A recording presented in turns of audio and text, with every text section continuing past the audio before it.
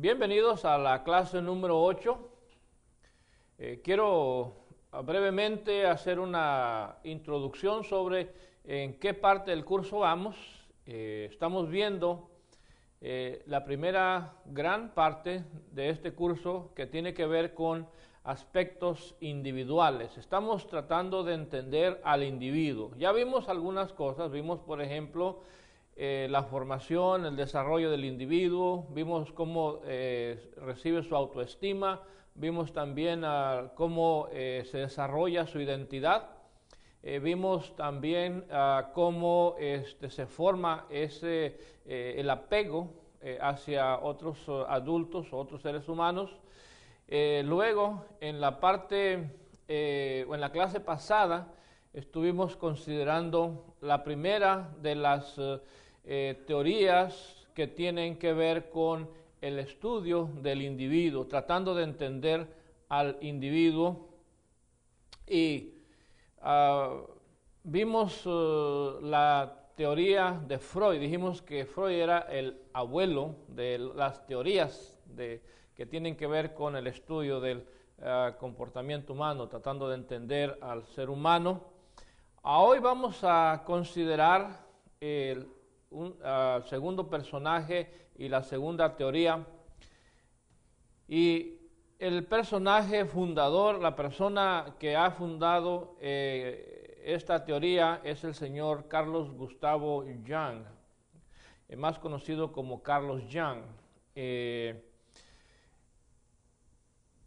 fue asociado de Freud. Él y Adler, de quien vamos a estudiar en la siguiente clase, se asociaron y trabajaron juntos. Sin embargo, cada uno tenía una variación en cuanto a las ideas centrales de lo que se considera el psicoanálisis. Y lo que yo voy a presentar en este momento es las teorías que Carlos Jung desarrolló, separadas a Freud. Algunos de los principales conceptos que vamos a considerar en esta teoría es la teoría de la personalidad, cómo veía Jung la personalidad del individuo. También vamos a explorar niveles de conciencia. Vamos a hablar sobre la inconsciencia personal, la inconsciencia colectiva, los arquetipos, las introversiones y extroversiones. También vamos a considerar un poco sobre lo que era el concepto de salud y el concepto de problemático, el concepto de lo que era patológico, y un poco sobre algunos principios terapéuticos que no son muchos.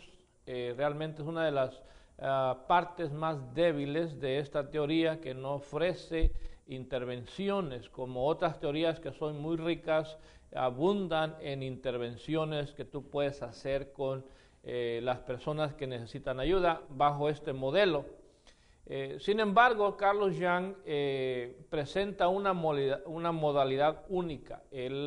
La forma en que él concibe al individuo es muy interesante de considerar. Hay que recordar lo que ya vimos en la clase pasada. Para Freud, la mente estaba dividida o estructurada en lo que era el id, el ego y el superego. Bueno, Carlos Jung tiene otra idea en cuanto a cómo estaba compuesta la personalidad.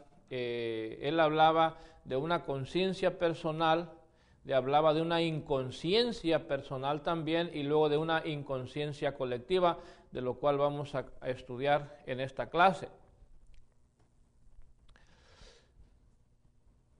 Como parte de las teorías de personalidad, vamos a explorar a manera de introducción lo que son los niveles de conciencia. Los niveles de conciencia que él presentó fueron tres. Primero tenía la parte del consciente, o sea, lo que Freud llamaría el ego. Acuérdense que en la teoría de Freud había dos partes de la mente que estaban como en conflicto. En un lado estaba el id, que son los deseos que requieren o buscan una gratificación, mientras que por el otro lado estaba el superego, que es como el guardián de la mente, que está atento a evitar o a tratar de evitar todo aquello que según su concepto es malo. Y en medio del id y el superego estaba el ego. Bueno, la parte consciente, según la teoría de Carlos Jung, es más o menos similar, es el ego, la parte consciente. Sin embargo, para Jung, detrás del ego, de la conciencia, estaba la inconsciencia personal. Él decía que los seres humanos tenían una gran parte de su mente en la inconsciencia, no estaban conscientes de todo lo que estaba almacenado ahí. Pero también él habló de una inconsciencia colectiva, y de eso es de lo que yo también les quiero hablar. Vamos pues a empezar con la inconsciencia personal. Antes de entrar, déjenme mencionarles algo. Una figura que él usó para hacer la diferencia entre la conciencia personal y la inconsciencia personal, él decía que la conciencia era como una embarcación perdida en el mar de la inconsciencia. O sea, para Jung la conciencia era tan pequeña como una embarcación y la inconsciencia era como el mar. Entonces, según él, el individuo estaba consciente solamente de una pequeña parte de lo que era su mundo. Entonces, cuando hablamos de la inconsciencia personal, representa todo lo que la conciencia olvida o no acepta y lo reprime en el inconsciente, y forma grupos llamados complejos. O sea, la conciencia va olvidando o va reprimiendo ciertos pensamientos, ciertos recuerdos, ciertas ideas, las va pasando al inconsciente. Bueno, esas ideas allá en el inconsciente se estructuran y forman lo que Jung llamaba complejos. Yo creo que usted ha oído la palabra complejo. Tienes un complejo, o padeces de complejo de inferioridad, o padeces de un complejo de inferioridad. Esas palabras tienen su origen en Carlos Jung. Él es el que empezó a dar luz a estos conceptos, pero no solamente de inferioridad, superioridad, eran otro tipo de complejos. Por ejemplo, hablaba del complejo de madre, del complejo de padre, del complejo de salvador, de mártir, de héroe, complejo napoleónico. Y déjeme darle luz un poquito a cada uno de estos complejos. Déjeme tratar de definir. Por ejemplo, el complejo de madre.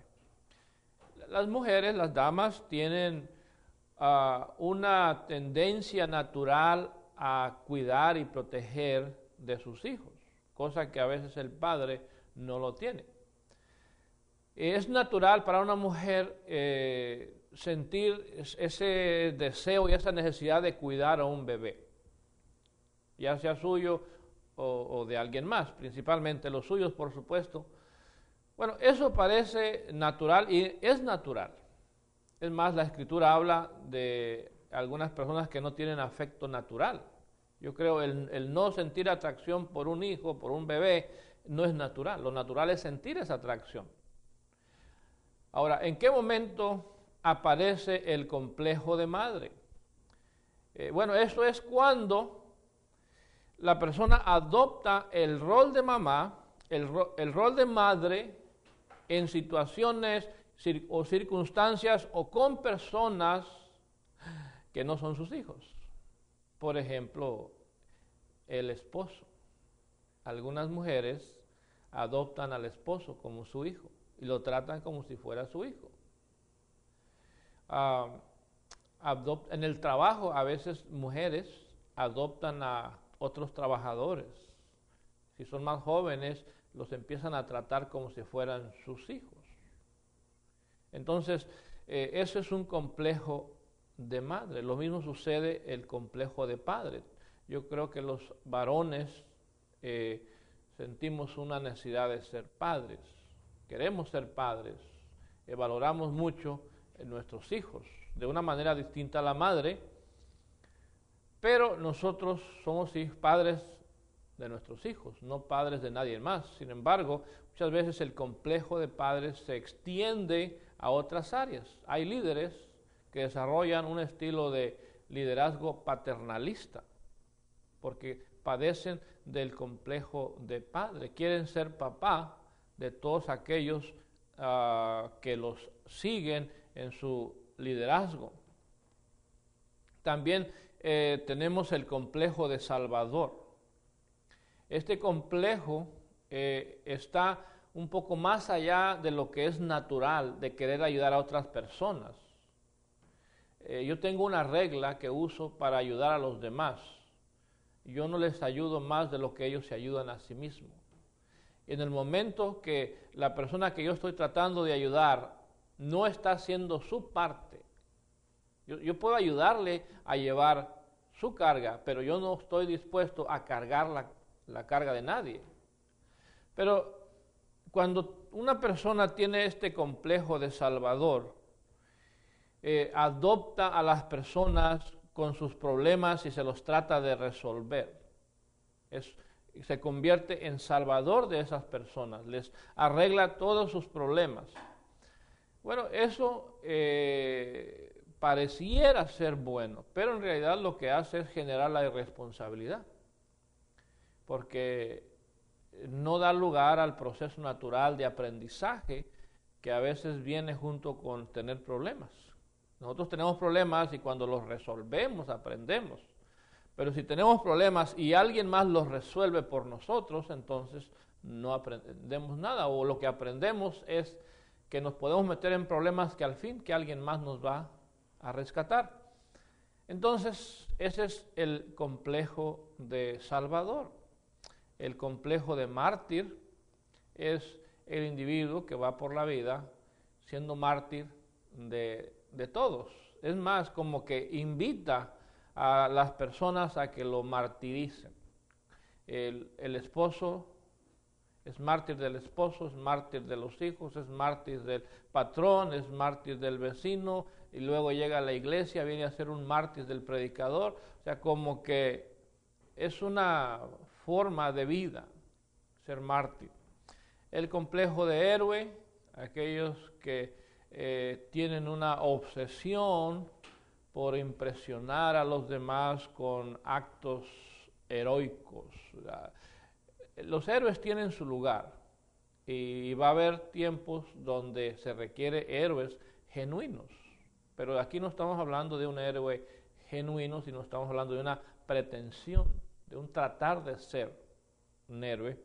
También el complejo napoleónico es el complejo de conquistas, de estar siempre tratando de conquistar un nuevo proyecto, desarrollar una nueva empresa. O sea, ese es el complejo napoleónico.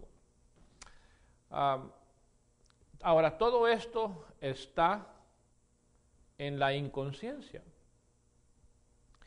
Lo ideal sería explorar actitudes para desenterrar estos complejos, de tal manera que en el momento que desarrollemos una conciencia del por qué funcionamos de cierta manera, en ese momento el complejo deja de tener efecto.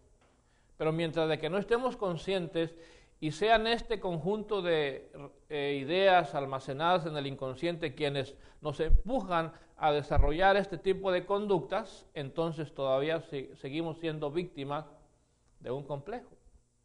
Hay más complejos, pero creo que estos nos ayudan a entender esta parte de este tema.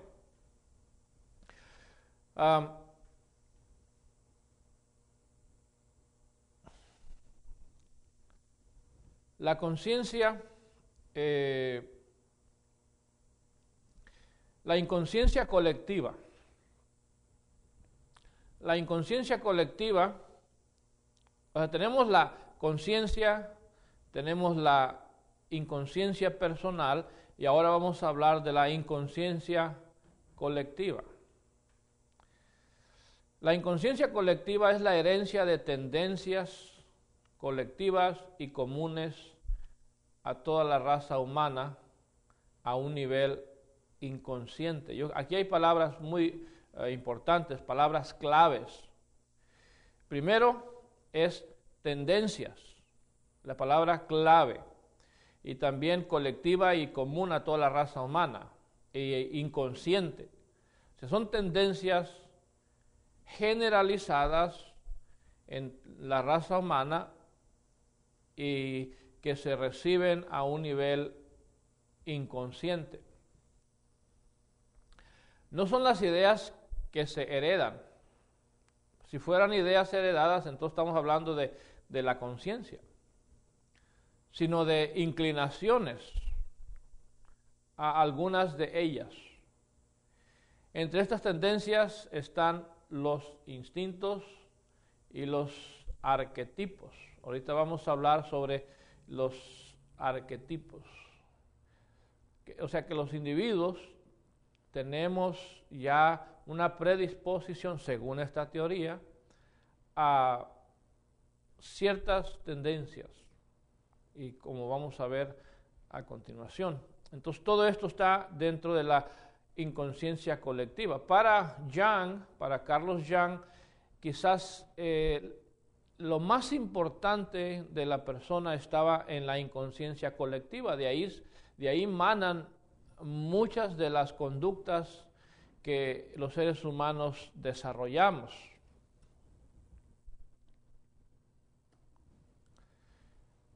Dentro de la inconsciencia colectiva se encuentran los arquetipos. Son tendencias que tenemos a desarrollar este tipo de actitudes. Por ejemplo, el concepto de persona.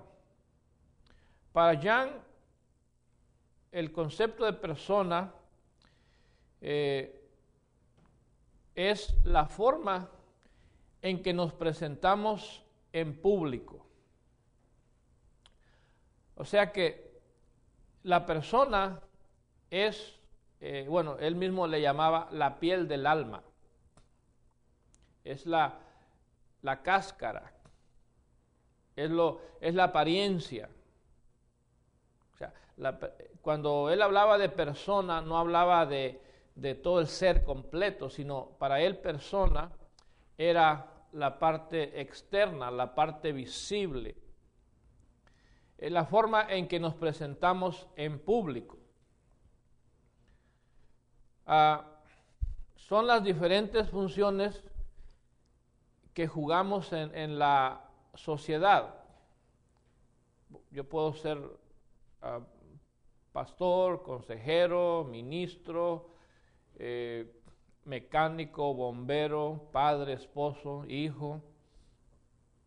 Entonces yo juego cierta función en cada uno de estos papeles. Pero esa función o esa forma de interactuar con ese medio ambiente en el que estoy en ese momento no es la realidad, sino es más como una forma de adaptarme a el ambiente en el que me encuentro. O sea que la persona regula su comportamiento y lo ajusta a las circunstancias del momento. Esa es la persona.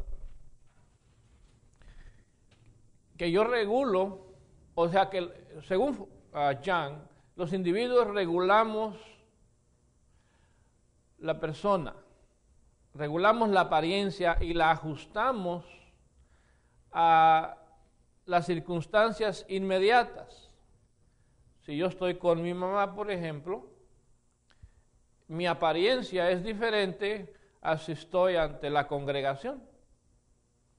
Si estoy ante mi hijo, hablando con mi hijo, pasando tiempo con mi hijo, mi interacción con él es diferente a si estoy con un amigo.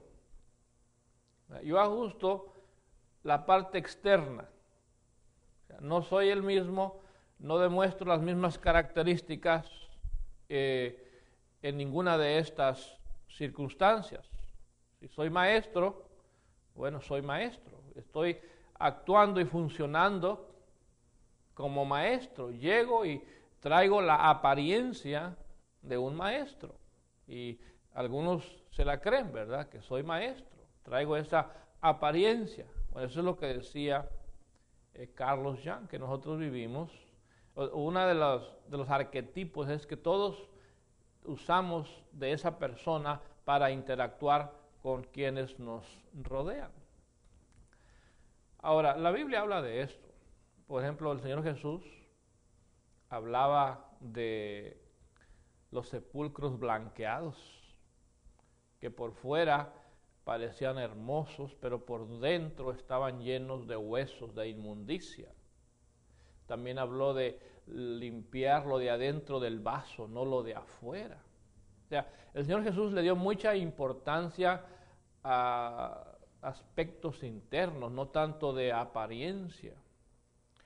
Pero porque el Señor Jesús sabía que los seres humanos tenemos esa tendencia a vivir más en base a lo externo que lo interno.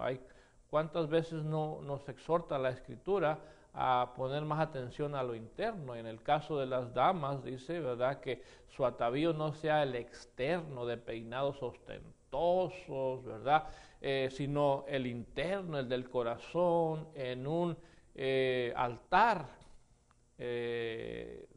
apacible, ¿verdad?, en valores internos. Que dice que eso es lo de que es de grande estima delante de Dios. Entonces, Jung decía, todos los seres humanos tenemos la persona. En otras palabras, tenemos la necesidad de aparentar en diferentes circunstancias. Sin embargo, él decía que la realidad del individuo no era lo que aparentaba. La realidad del individuo estaba en aspectos más profundos, en el inconsciente personal y en el inconsciente colectivo. Pero había otros arquetipos. Por ejemplo, el arquetipo del ánima y el ánimos. El ánima y el ánimos representan las cualidades del sexo opuesto. Por ejemplo, el ánima para el hombre representa lo emocional y sentimental del sexo opuesto. Mientras de que el ánimos para la mujer representa lo lógico y racional del sexo opuesto. O sea que Jung creía, y lo cual después ya se comprobó, ha sido comprobado, de que los varones, los hombres, tienen un aspecto femenino interno. Hoy se ha descubierto que hay hormonas femeninas dentro del hombre, también hay hormonas masculinas dentro de la mujer. Cuando hay un desbalance de estas hormonas, el hombre tiende a ser un poco más femenino y la mujer tiende a ser un poco más como varón. Es más, hay damas que llegan hasta desarrollar barba y bigote debido a el desbalance hormonal.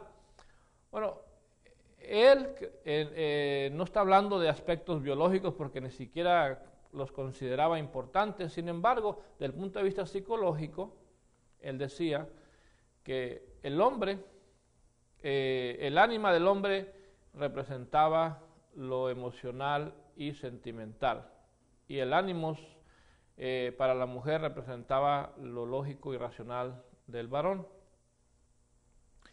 Y es que Jung jugaba mucho con contrastes. Como vamos a ver más adelante, algunas de las teorías más famosas tienen que ver con contrastes, contrastar una cosa con la otra y encontrar un balance entre estas dos. Aquí está haciendo un contraste entre el ánima y el ánimos, dos factores que son diferentes, unos asociados al hombre, otros asociados a la mujer, pero que se conjugan en el individuo y de lo cual el individuo necesita estar consciente.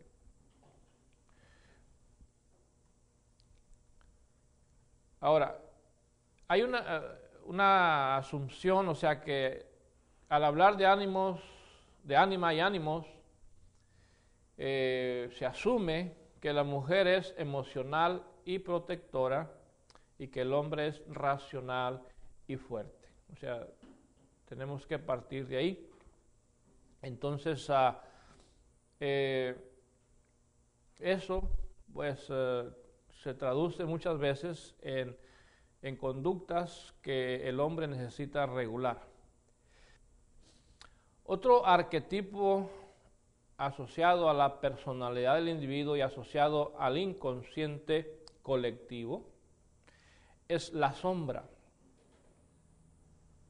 Ahora, la sombra es el más peligroso de los arquetipos. Ahora, ¿por qué? Porque la sombra representa la parte de nuestra personalidad que es más diferente a nuestra conciencia. O sea que nosotros en nuestra conciencia tenemos un ideal, tenemos una idea de lo que es bueno y malo, o de lo que es aceptable y no es aceptable, de lo que es racional e irracional, de lo que es bueno o malo.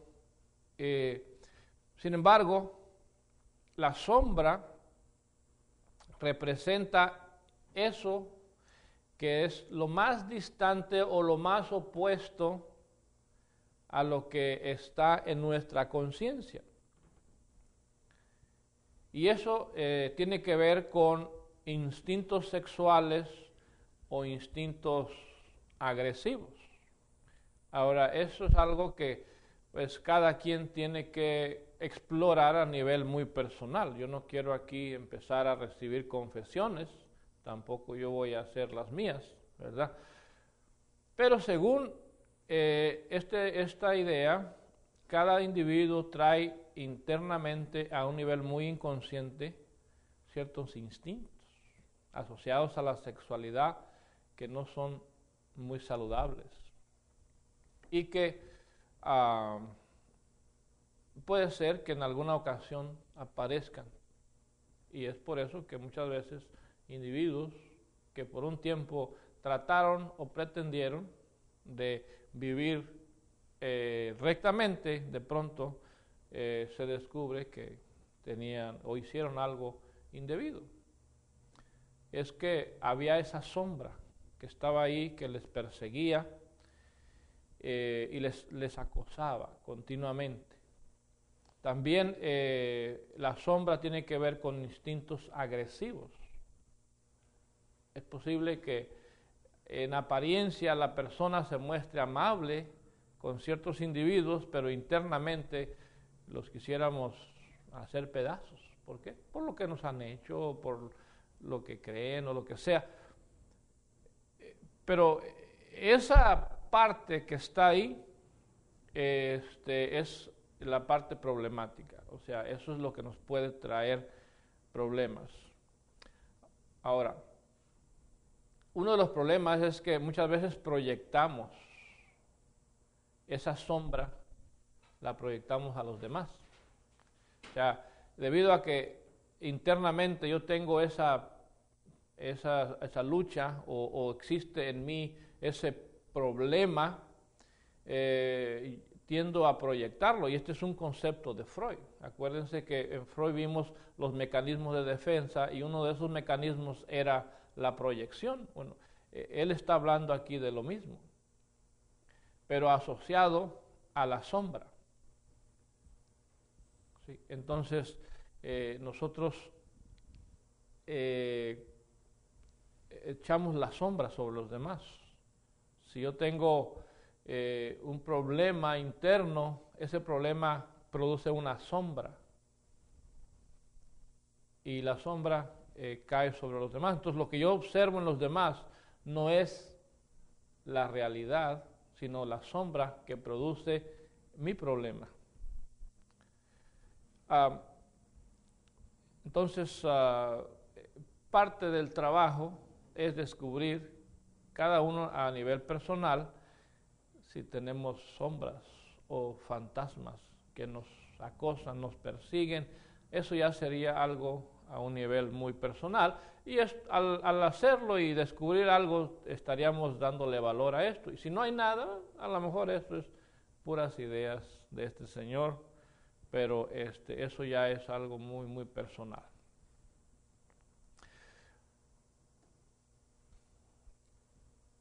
Otro de los conceptos del señor Carlos Jung eran los tipos de personalidad. Él hablaba de actitudes y funciones. Él decía que había dos actitudes en cada individuo. Los individuos tenemos dos tendencias. Una tendencia es a la introversión y otra tendencia es a la extroversión. El introvertido es una persona que pasa la mayor parte del tiempo centrado en él mismo, tiende a explorar, a estar siempre viéndose hacia adentro, hacia él mismo. Generalmente no es muy expresivo, casi siempre va a ser más callado y va a parecer quizás hasta retraído. Bueno, el extrovertido, la extroversión es lo opuesto. Es el individuo, bueno, la expresión máxima de la extroversión sería en el individuo que llega a una fiesta e inmediatamente llama la atención de la gente por la forma de vestirse, la forma de hablar, la forma de expresarse, sus miradas, su contacto físico. O sea, en todo va a demostrar una extroversión porque él vive hacia afuera. El introvertido vive hacia adentro. Entonces, estas son dos tendencias que existen, dos actitudes que están opuestas, y aquí vemos otra vez el contraste entre la extroversión y la introversión. Se contrastan y le dan forma a los individuos, pero no solamente tenemos introversión y extroversión, sino que tenemos funciones. Y las cuatro funciones principales, según Jung, es pensar, sentir, percibir e intuir. Entonces aquí tenemos cuatro funciones que también son diferentes entre ellas y que nos hacen ser un poco diferentes. La persona que funciona más como una persona pensante va a ser racional, todo lo va a querer razonar, y todas las explicaciones que dé o que quiere recibir tienen que tener una lógica, tienen que tener una explicación que él pueda procesar mentalmente. Pero también existe el individuo dominado por el sentir. Es una persona que la parte emocional es muy fuerte, entonces necesita sentir, no tanto saber. Esto es más común en las damas, en las mujeres. Ellas no quieren saber que el esposo las ama, ellas quieren sentir, ¿verdad? El esposo le puede decir, tú sabes que te amo, pero la mujer puede sentir lo contrario. Con palabras le dicen que la aman, pero con acciones la hacen sentir que no la aman. Pero también hay hombres que tienen o son dominados por el sentimiento. Entonces, tenemos aquí dos polos, el que piensa y el que siente. Pero tenemos también un asunto de percibir a través de los sentidos. Percibimos la realidad y somos personas que estamos en contacto con todo a través de nuestros sentidos. Es una forma natural de ser, estamos siempre percibiendo a través del gusto. Tenemos una percepción aguda, entonces estamos en contacto continuo con la realidad del exterior, aquello que está a nuestro alrededor. Pero luego tenemos aquellos individuos que intuyen.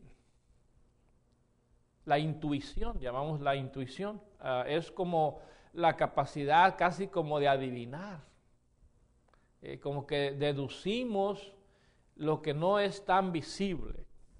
Hay un negocio y nosotros ya intuimos que esto no nos va a salir bien o que nos están echando mentiras. Hay cierto como un sexto sentido más bien. Entonces, eso es intuir. Entonces, imagínense las dos primeras actitudes combinadas con las cuatro funciones. Esto nos da un número amplio de variaciones. Tenemos la persona introvertida, gobernada por la razón. Tenemos la persona introvertida, gobernada por el sentimiento. La persona introvertida, gobernada por la capacidad de percibir. Y la persona introvertida, que además es intuitiva. O tenemos la persona extrovertida y capaz de razonar. O extrovertida capaz de sentir, la extrovertida capaz de percibir o la extrovertida capaz de intuir, o sea, dominada por uno de estas funciones. No que si tienes una no tienes las demás. Si tú sabes intuir, eso no quiere decir que no sepas pensar, pero la intuición es más fuerte en tus interacciones, es la función dominante.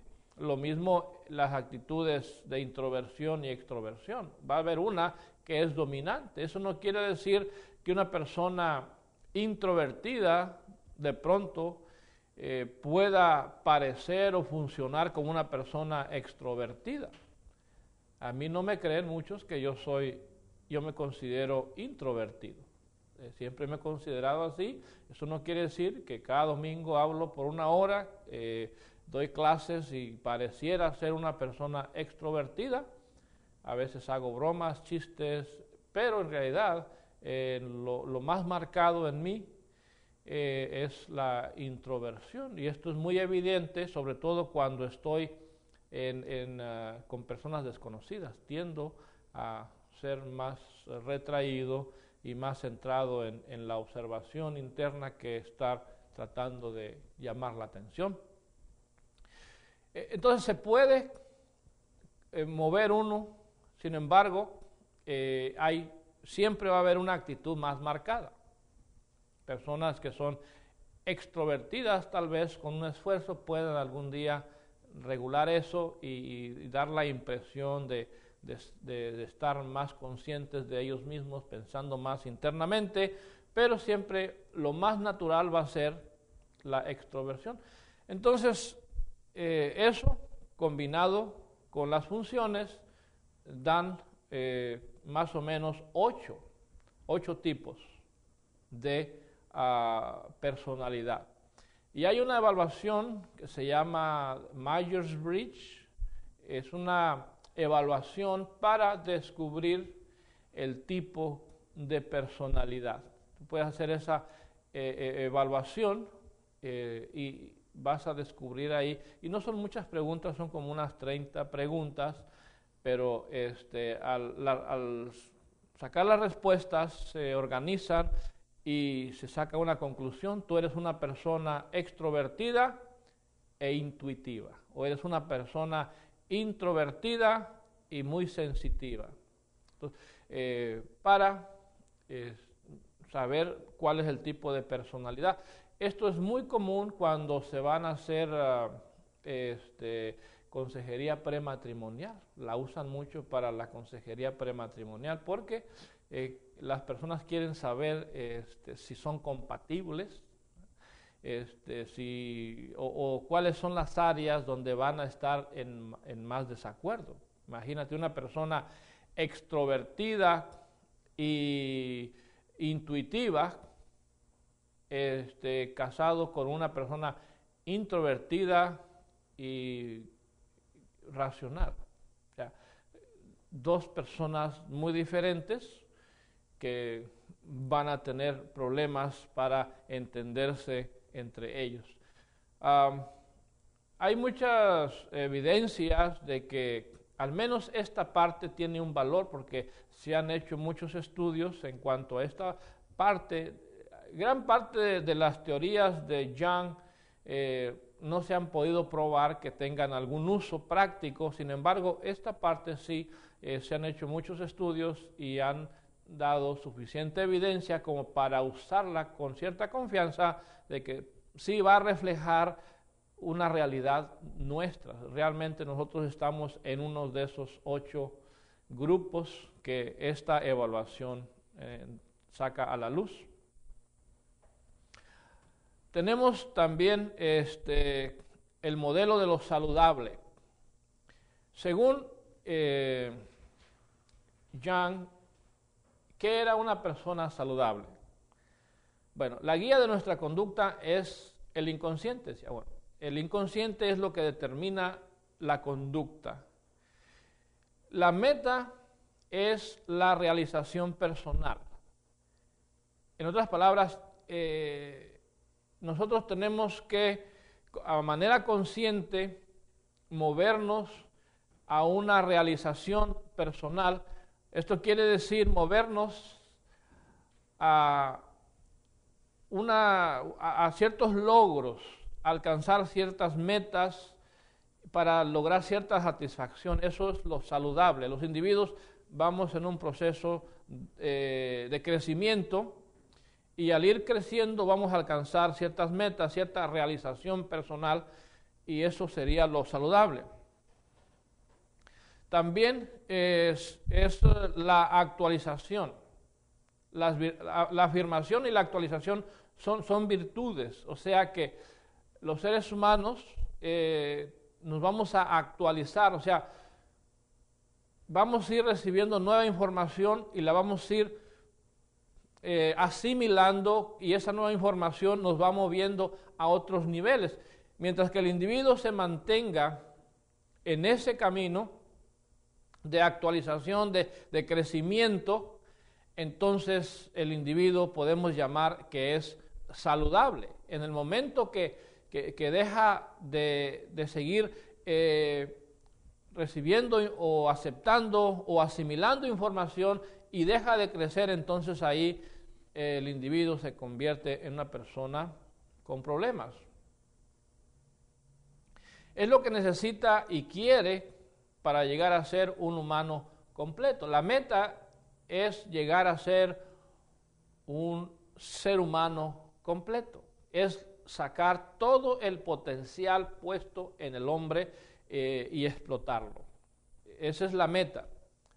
Consiste en lograr lo que necesitamos y lo que queremos para poder llegar a ser un ser humano completo. Esa es la meta según esta teoría.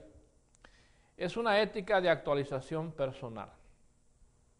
O sea, tenemos que vivir siempre actualizándonos, recibiendo nueva información, asimilándola y traduciéndola en conductas. El modelo anormal es una de las partes más débiles de esta teoría, porque no afirma una posición en relación a la maldad. Tampoco da valor a aspectos biológicos, lo cual ahora pues ya son generalmente aceptados. En su concepto, lo anormal era simplemente no crecer o no actualizarse. Modelo de terapia es más informativa que formativa. Ayudar a un individuo es darle información, ayudarle a explorar más que darle soluciones. Es establecer una relación cálida con él. También usa la exploración de los sueños. Eso es algunas de las técnicas. Es muy pobre. Esta teoría es muy pobre en cuanto a intervenciones y formas de ayudar a las personas. Bueno, termino aquí. Gracias por su atención y nos vemos, si el Señor lo permite, en la próxima clase.